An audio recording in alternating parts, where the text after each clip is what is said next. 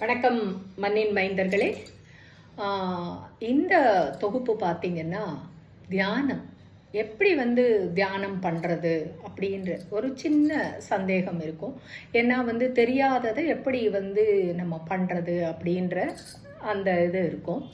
ஒன்றும் இல்லை, நம்ம இறைவனை கும்பிடுறதுக்கு கோவிலுக்கு போகும்போது கையை கூப்பிக்கிட்டு இறைவனை நினச்சிக்கிட்டு நிறைய பேர் எதற்காக கண்ணை மூடுறாங்க, அதாவது அவருக்கும் நமக்குமான தொடர்போடு இருந்து, ஏன்னா டிஸ்ட்ராக்ஷன் அப்படின்றது, அதாவது நம்மளோட தடங்கல்கள் எல்லாமே ஏன்னா எல்லாத்தையும் பார்த்து அலப்பாஞ்சிக்கிட்டே இருக்கோம். அதை ஒருமுகப்படுத்தி நம்ம இறைவனை வணங்குறோம் கண்ணை மூடிக்கிட்டு.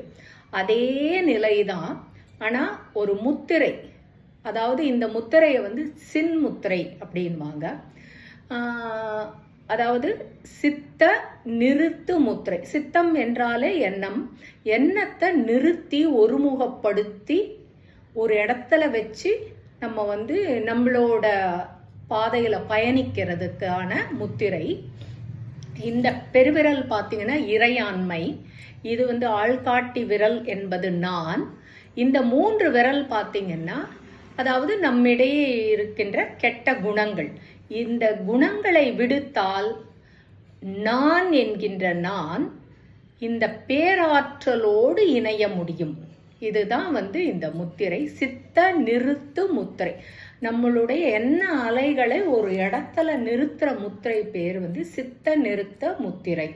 இந்த முத்திரையை வச்சுக்கிட்டு ஒன்றும் இல்லை, நீங்கள் இப்படி சம்மணமிட்டு தொடைகள் மீது சம்மணமிட முடியலன்னா ஒரு சேர்லையோ கட்டிலையோ எங்கே வேணால் உட்காருங்க. ஏன்னா நம்ம மனம் ஒரு குரங்கு. அது சொன்ன அடுத்த நாளே அது பண்ணாது.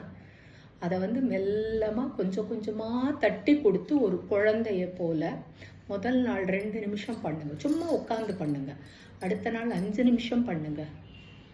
அது பண்ண விடாமல் நம்மளை சுற்றி நிறைய எதிர்மறை எண்ணங்கள் இருக்குது, அது நம்மளை தடுக்கும்.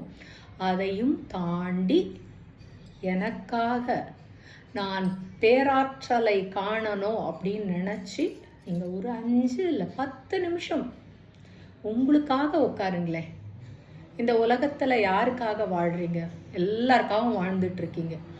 உங்களுக்காக ஒரு 10 நிமிஷம் ஒதுக்கி இந்த முத்திரையை வச்சுக்கிட்டு கண்ணை மூடி உட்காந்து பாருங்கள். அப்புறம் உங்களுக்கு புரியும். நன்றி, வணக்கம்.